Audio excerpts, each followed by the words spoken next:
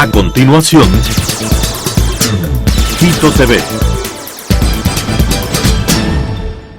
Quito TV, con el arquitecto David López, en Telesucesos, Canal 29.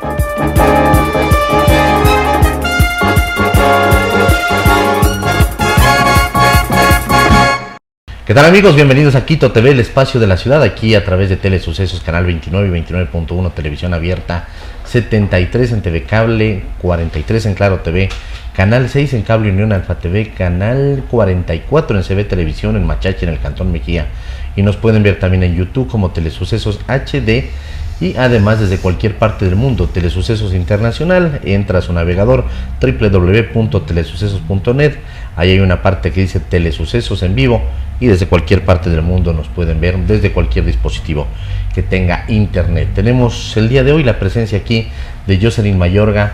Ella es concejala electa del Distrito Metropolitano de Quito el pasado 5 de febrero, y bueno, va a formar parte de este Consejo Metropolitano que va a estar 4 años al frente de la ciudad. Jocelyn, ¿cómo está? Bienvenida. Con frío, como todos los quiteños, que creo que estos días hemos estado pasándola ahí, sorteando el clima y el tráfico, porque en realidad cuando llueve Quito colapsa. Así es, bueno, al menos el día de hoy parece que ya, aunque sea con poncho, está saliendo el sol, ¿no? Y de todas formas, creo que va a ser un buen día, como esperamos que sea precisamente estos 4 años que vienen de aquí para adelante, para la ciudad a través del manejo de la alcaldía, el Distrito Metropolitano de Quito, el Consejo.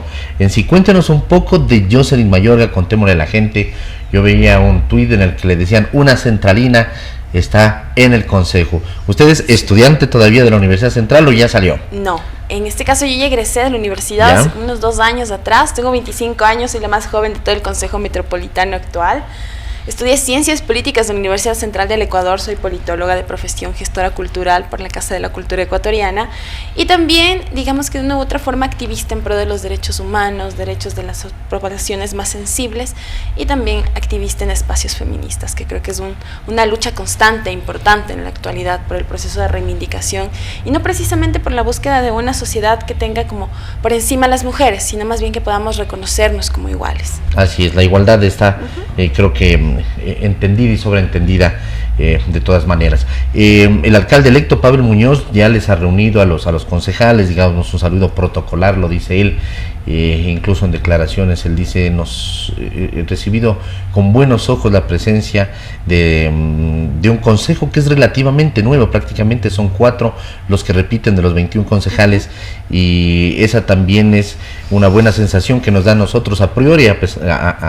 A futuro veremos qué es lo que pasa, de dejar de un lado las bancadas políticas y trabajar en favor de esta ciudad que ha tenido un deterioro.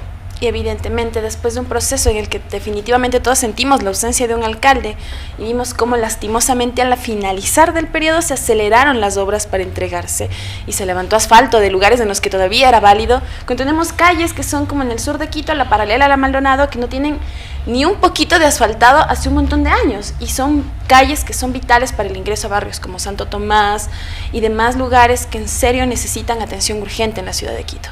Así es. ¿Qué se va a hacer? Hay una prioridad de parte del alcalde que es la legalización de los barrios. ¿Usted coincide con esa decisión, con esa propuesta, que además fue bandera de lucha del alcalde electo, la legalización de los barrios que no tienen prácticamente escrituras? Claro, y prácticamente nosotros en campaña también hicimos un trabajo precisamente con los barrios no regularizados del sur de Quito. Tenemos el caso de Santos Pamba, el barrio de la Hacienda El Pugro, tenemos en la parte alta varios barrios como el Tránsito 2 de Chillogallo, que son lugares a los que no puede llegar ni siquiera el transporte público. Lo habíamos dicho en campaña y lo decimos ahora, es necesario entrar a estos barrios con mitigación de riesgos, porque no podemos regularizar por regularizar, y yo creo que en ese punto Pavel ha sido como muy puntual en aclararnos a nosotros que realizar un trabajo conjunto con la Escuela Politécnica Nacional para poder tener luces de cómo se pueden organizar los grupos de regularización, porque es necesario también entender que Quito no puede seguirse expandiendo de esta manera desorganizada. Un análisis individual además de los barrios, ¿no? Cada cual tiene su geografía, su relieve, sus riesgos. Precisamente, no podemos digamos, regularizar un barrio que esté sentado en una quebrada. Es totalmente imposible e incoherente. Si existen barrios que no pueden regularizarse precisamente por su situación y no acceden a la mitigación de riesgos, serán barrios que tendremos que tratar de analizar qué es lo que va a hacer, y Pavel está pensando en esa situación. A nosotros como concejales, el día que nos reunimos con él, que fue una reunión abierta completamente, no fue nada secreto, aquí nadie hace las cosas a espaldas de nadie, y esto es algo también que está sobre la mesa y que creo que es algo que hay que valorar en este Consejo Metropolitano. Ese día Pavel fue muy enfático en señalarnos que los trabajos que se van a realizar se realizarán de la mano de expertos y de especialistas, precisamente para evitar errores en la planificación de la ciudad, porque estos errores en planificación o la ausencia de la misma nos tienen como nos tienen ahora, con caos vehicular, con barrios que están en proceso y que se quedaron únicamente esperando que se trate en el Consejo para que el alcalde firme y se acabe todo y se regularicen barrios y puedan acceder a cosas tan básicas como los servicios básicos, porque hay que recordarle a la ciudadanía que los barrios que no están regularizados son barrios que no acceden a obra pública. Por supuesto, alguien pide un medidor de agua, le dicen traiga la escritura, ¿no? Exactamente. Y es el primer documento habilitante para poder pedir un servicio básico como agua, como luz, como alcantarillado. Precisamente. Hay que tener también un determinado bloqueo o candado, de manera que los traficantes de tierras no piensan que este es un proceso que se va a estar dando todo el tiempo, comienzan a invadir, a vender terrenos de manera ilegal y luego van a pensar que el municipio les va a estar regularizando. Esto es para los barrios que ya existen, teniendo en cuenta cada uno el tema de riesgo sobre todo, y luego un candado que no permita que sigan desarrollándose este tema que se ha convertido en una mafia, que es el tráfico de tierras. Exacto, y es que precisamente la regularización masiva, de lo que Pavel nos pudo explicar y también entiendo el tema, se trata de evitar el tráfico de tierras. Y es que es tan doloroso ver gente que ha trabajado toda su vida y pone la esperanza en tener algo propio después de arrendar durante años, y llega un traficante de tierras y se lleva completamente todo el esfuerzo de esta familia, y no es justo que estas cosas sigan pasando. La regularización masiva de barrios busca precisamente evitar que estas situaciones pasen, a través de que de la regularización en grupos y poder identificar en qué lugares están los barrios que necesitan con mayor brevedad la regularización. Para el final del día tener un conteo global y generar una ordenanza que impida que se siga generando construcción hacia arriba. También es una cuestión que tenemos que ver, y es que el páramo del Atacazo ya está empezando a ser poblado y no podemos permitir que esta situación pase, porque también se trata de conservar el agua de los quiteños. El páramo del Atacazo es vital, alimenta a la ciudad de Quito de agua potable, es una de las fuentes vitales y no podemos permitir que se habite estos lugares. Al inicio de la entrevista usted decía, estoy con frío, hemos venido bien arropados y cuando hace frío el tráfico recolapsa, diría yo, sí, porque siempre está colapsado y recolapsa. ¿Qué hacer con el sistema de transporte? Entendiendo que el metro es una parte, tal vez un 10, un 15% de un sistema de transporte que tiene que funcionar. Nosotros hemos venido trabajando con el Observatorio Ciudadano de Movilidad y en este sentido tenemos claro qué es lo que hay que hacer y por qué el transporte público no funciona.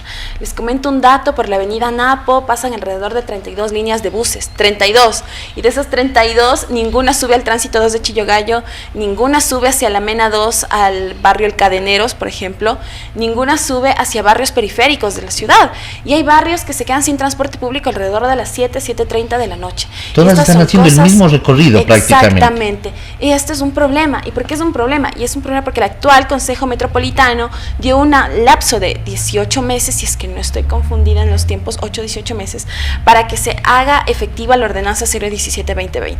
¿Qué pasa con la ordenanza 017-2020? Esta ordenanza es la encargada de rectar de ordenar, organizar el transporte público en la ciudad de Quito. Y yo creo que nunca hubo una socialización de esta ordenanza y de la importancia que tiene esta ordenanza para la ciudad de Quito. Si es que nosotros leemos esta ordenanza, entendemos que la redistribución de líneas de transporte es vital para poder organizar a la ciudad de mejor manera.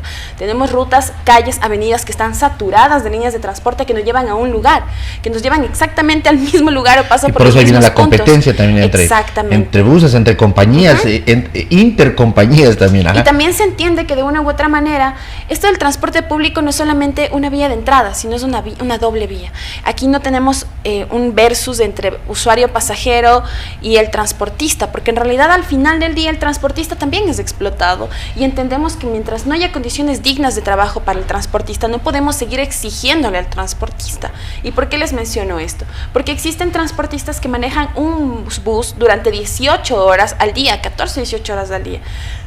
es hasta doloroso entender estas cosas, sin afiliación al Seguro Social y sin ningún beneficio de los que deberían tener como contratistas, si es que son contratados.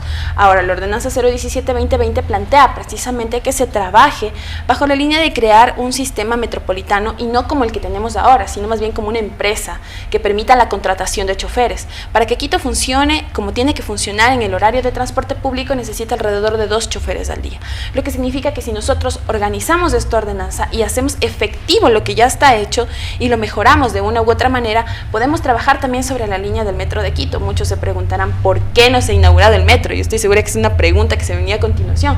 Les explico que el metro de Quito no se ha inaugurado precisamente porque no hemos trabajado en la Ordenanza 017-2020, no se ha adjudicado el metro porque simplemente no hemos dado el primer paso, que es reorganizar las rutas de transporte, porque si nosotros no reorganizamos las rutas de transporte, no tenemos gente que llegue al metro, que pueda tomar esta unidad y que se pueda financiar el transporte. Entonces entendemos la prioridad de trabajar las ordenanzas y de fiscalizar. Esta ordenanza fue hecha en el 2019-2020 y ya estamos en 2023. ¿Qué pasó? ¿Qué pasó con este Consejo Metropolitano que no le hizo efectiva?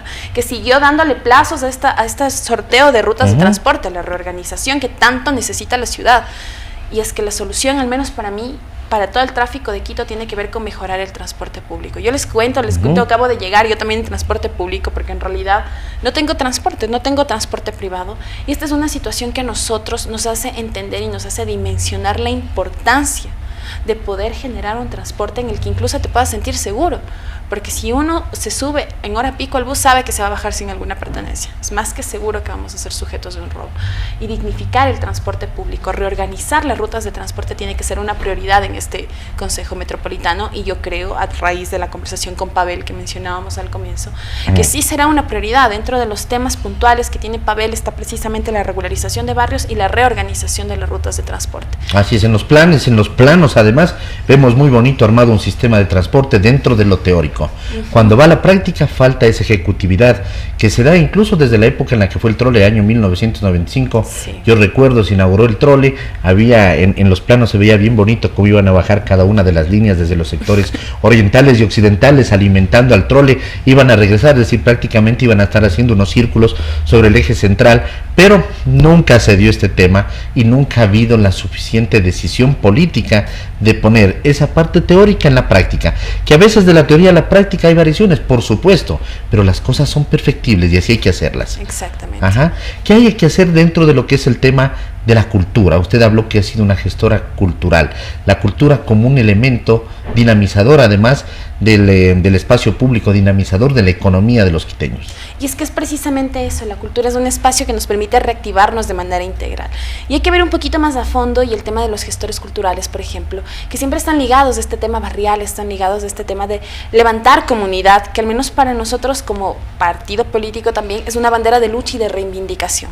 ¿Por qué? Porque entendemos que la comunidad es el primer lugar seguro en el que uno se encuentra. Uno conversa con el vecino y decía, antes nos conocíamos entre todos y hacíamos los juegos tradicionales en fiestas de Quito, ya sabíamos quién era el vecino, mismo, ¿no? Precisamente. Ajá. Y manteníamos el orden y la organización, y esta cultura nos permite volver al barrio, volver a la comunidad y sostener, como tú decías, los procesos de reactivación económica.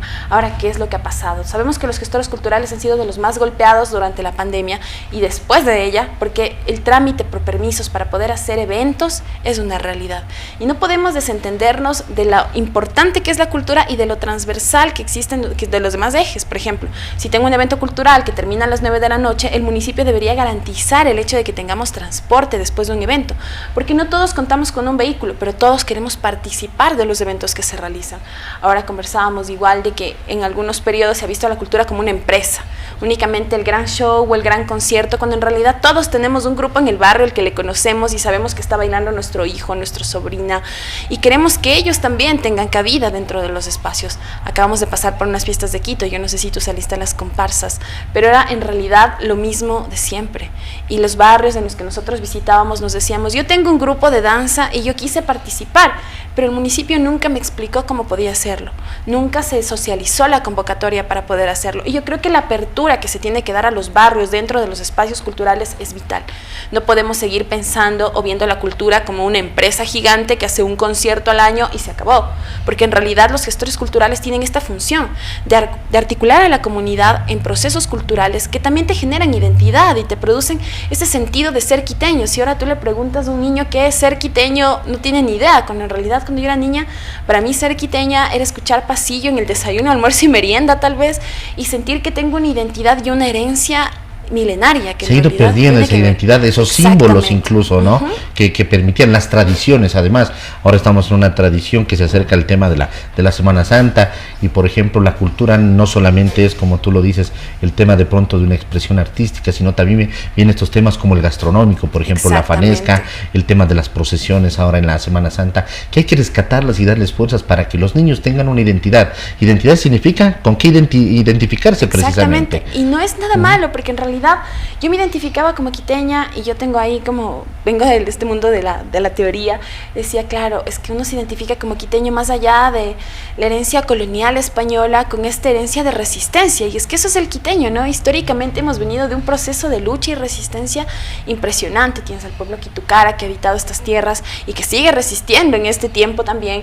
Tienes varios pueblos y nacionalidades que existen, comunas tradicionales como la comuna Marcopamba La Raya, que está aquí apenas en la Mena 2, y creo que esta es una herencia que nosotros tenemos que rescatar. Un pueblo reaccionario que ahora está apagado precisamente por esa falta hay que volver de identidad.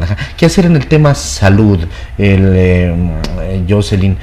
La salud hay que entenderla como prevención primero. Ese creo que es el primer paso, y a veces ese es el que dejamos de lado. Siempre nos preocupamos del curar, de cuando ya se ha dado la enfermedad, de cuando ya se ha dado el tema de un abuso, por ejemplo, incluso en el tema sexual. Hay que trabajar en el tema prevención, en prevenir. Precisamente, y es que esa debería ser la bandera de todos los gobiernos. No podemos tratar de solucionar las cosas cuando ya están en caos. Creo que la prevención es la mejor herramienta, y en el tema de salud, y hablando un poquito de esta situación también de la violencia, recientemente conversaba con un amigo que es activista en pro de los derechos de todas las personas que tienen VIH-Sida, y la desestigmatización es algo que tenemos que hacerlo, y hablábamos de lo doloroso que es ver que las cifras han ido en aumento de los contagios de VIH-Sida en el país, en la ciudad, y tratar de trabajar precisamente en esos temas. Creo yo que es súper puntual, porque son temas vinculantes y son temas que tienen que ver con toda la comunidad en general. No podemos desentendernos de algo que está presente actualmente. Y en este sentido, ¿qué hacemos en el tema de salud? Yo creo que la sensibilización y la capacitación son importantes. Hemos hablado durante toda la campaña, y volvemos a hacer énfasis en esto de que la educación es el único camino que nosotros vemos para poder salir de todos estos tabús, quitarle todas las máscaras que tienen las cosas, porque a veces uno por miedo no va. No sé si has escuchado esta frase que todo el mundo dice: prefiero no hacerme exámenes, no ir al doctor, que ir al doctor y enterarme que estoy enfermo. Pero en realidad esto no termina curándole a nadie. O sea, hay una frase que saben decir, es un matasanos, y es que en realidad tenemos que trabajar en lo importante que es que la gente y la ciudadanía se involucren en procesos previo a descubrir una enfermedad. Nosotros tenemos que trabajar en la atención integral y la atención oportuna. Ya conversábamos igual de lo doloroso que es ver que hay desnutrición infantil en Quito, y que hay que trabajar sobre esta base para poder tener una ciudad sana, una ciudad saludable y una ciudad productiva, porque si no estamos bien nosotros, no está bien absolutamente nada en la ciudad. Decías, los casos de SIDA, refiriéndote a tu amigo, han ido en aumento, y yo sobre lo que tú decías, ya ha ido en aumento, y lo decía así porque yo pensaba que más vale habían disminuido. ¿Y por qué lo digo? Porque prácticamente ha desaparecido ese tema del SIDA, es decir, ya no lo escuchamos, ¿no? Sí. Cada 1 de diciembre decimos el Día Internacional del SIDA, pero yo me acuerdo hace 10, 15 años, teníamos en la mente metido todo el tiempo que hay que cuidarse de tal manera, que hay que tener cuidado de esto, de este otro, pero ahora como que se ha normalizado este tema, y por eso yo hacía la repregunta sobre lo que hacía. Han ido los casos en aumento, eso es grave. Y en realidad sí, y precisamente es de esto. Nosotros ahí vamos nuevamente con la educación. Creemos que la educación sexual no tiene absolutamente nada de malo cuando uno le da un enfoque de protección, y es que es precisamente lo que se debería buscar desde la Secretaría de Salud en este caso, que no se ha hecho en este periodo. O sea, vuelvo y repito, hemos vivido un abandono de la ciudad increíble, y el abandono llega a tal punto, no hablemos del gobierno, porque en realidad el gobierno no hemos sentido apoyo durante ninguno de estos años que ha estado ya hasta arriba Guillermo Lasso, pero en realidad hablemos de la alcaldía, o sea, no hemos sentido en realidad que se ha hecho una campaña de sensibilización. ¿Qué pasa con la diabetes? ¿Qué pasa con la hipertensión? ¿Qué pasa con las enfermedades catastróficas? Hipotiroidismo. ¿Qué pasa con la prevención en la ciudad? Tenemos que impulsar a la gente que haga deporte. Yo creo que no basta únicamente con eso, sino con una cultura integral que nos haga ver de manera completa cuál es el panorama y cuáles son las formas de prevenir, porque erradicar ya es muy tarde. Creo que la prevención es la clave. Así es, en muchas de las cosas que hemos hablado realmente se necesitan ordenanzas que permitan que se activen y que se desarrollen, y hay otras ordenanzas que hay pero que no se las ejecuta. Eso está de parte en el tema legislación dentro de la función de los concejales y concejalas. ¿Qué hacer en el tema de fiscalización? Esa es otra de las tareas a la que tienen que dedicarse los concejales y concejalas. Yo creo que hay que fiscalizar la compra de cámaras de seguridad que nunca se hicieron efectivas. Creo que es el momento también de fiscalizar qué está pasando con el metro de Quito. Pavel ha sido enfático de que, bueno, ellos serán los que inauguren este metro de Quito, pero ¿qué es lo que está pasando? O sea, en realidad, hay que desempolvar 10, 12 años atrás prácticamente. Y sí, porque esto empezó en el periodo de Augusto Barrera, y hay que ser claros, y han pasado ya 10 años. ¿Qué pasaron en esos 10 años? ¿Dónde está la plata de todos los quiteños? Y me incluyo, porque en realidad nosotros todos los días salimos a la calle a trabajar, pagamos nuestros impuestos de manera puntual, y ver que ni siquiera se hacen obras en la esquina de nuestro domicilio es realmente doloroso y hay que hacer algo. Y otro punto creo yo que hay que fiscalizar son las administraciones zonales, porque nosotros en nuestros recorridos en territorio llegábamos y la gente decía, es que me decían que vaya a la administración zonal y luego no iba y no hacían nada, han sido y no sucedía nada y no se podía podía hacer absolutamente nada de obras para el barrio. Cuando en realidad las administraciones zonales, y les decimos claramente a todos los que nos están viendo, son como pequeños municipios, y en realidad si es que este pequeño municipio no está funcionando bien, ¿qué está pasando con el municipio grande? Entonces no podemos exigir o golpear la puerta de la alcaldía sin antes organizar las cosas dentro de los pequeños municipios como son las administraciones zonales. Y otra cosa, la redistribución de presupuestos, entender que tal vez no está tan bien que vaya tanto presupuesto para Fiestas de Quito. Recientemente se gastaron $3 millones en Fiestas de Quito, cuando en realidad, vuelvo y repito, en el sur de Quito existen calles que necesitan una rehabilitación integral. 3 millones para Fiestas de Quito, pero no hay ni $1 millón para repavimentar el sur de Quito. ¿Qué es lo que está pasando ahí?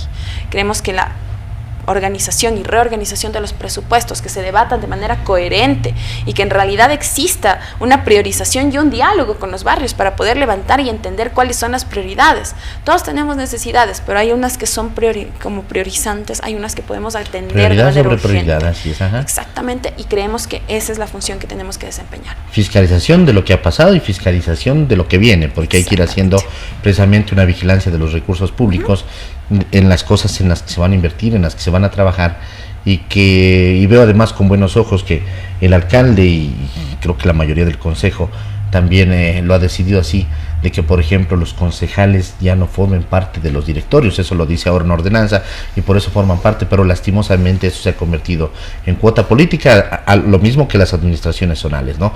Yo te doy mi voto dentro del consejo, pero necesito que me des la administración zonal para mí. Eso veo con buenos ojos, ojalá se efectivice y tengamos un consejo que precisamente se dedique a lo que tiene que dedicarse. Totalmente de acuerdo, y en este caso nuestra votación será favorable de la separación de los concejales de los directorios de las empresas, porque tú sabes que lo primero que hacen es pelearse por las empresas que recaudan. Estamos hablando de MGIRS, de empresas en las que se recibe dinero, son las primeras empresas por las que los concejales terminan por pelearse, y a la larga díganme ustedes qué ha pasado con la seguridad en la ciudad de Quito.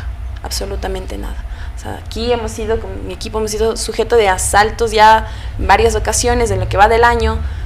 Y es doloroso, o sea, ¿qué es lo que está pasando con la ciudad? O sea, ¿por qué los concejales decidieron que esto era como una pequeña hacienda en la que ellos tenían pequeños poderes dentro?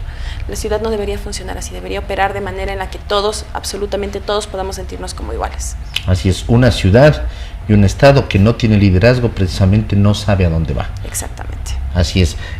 Jocelyn, queremos agradecerle por haber estado aquí. Las puertas del canal están abiertas, ¿no? Cuando usted desee precisamente manifestar algo a la ciudadanía, nos hace conocer y nosotros precisamente agendamos una entrevista. La suerte para usted, que va a ser la suerte además para toda la ciudad, pero a esa suerte hay que acompañarla de trabajo, ¿no? Mejor dicho, es un 90% trabajo y una pizquita de suerte ahí precisamente para que las cosas salgan bien. Ya, muchísimas gracias igual por la invitación, gracias a todos los que nos vieron. Tengan por seguro que trabajaremos en pro de la ciudad, no más de sentarnos ahí a calentar el puesto y recibir el sueldo. Nos verán en territorio caminando, pueden escribirnos en redes sociales. Nuevamente nosotros estamos tratando de armar una agenda conjunta porque se vienen los presupuestos para Quito y es hora de discutirlos de manera particular. Muchísimas gracias nuevamente. Le encuentran como Jocelyn Mayorga en redes sociales. En todos los lugares. En todos, en Twitter, en Facebook, en Hi-Fi, ya no hay el Hi-Fi, bueno, por supuesto.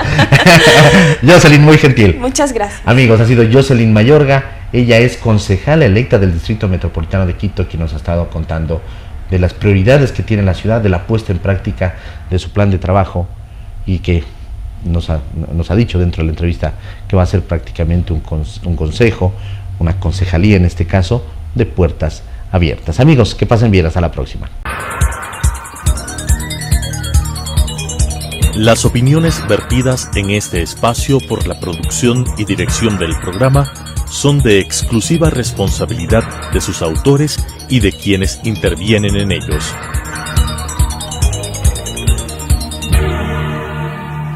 Quito TV, con el arquitecto David López, en Telesucesos, Canal 29.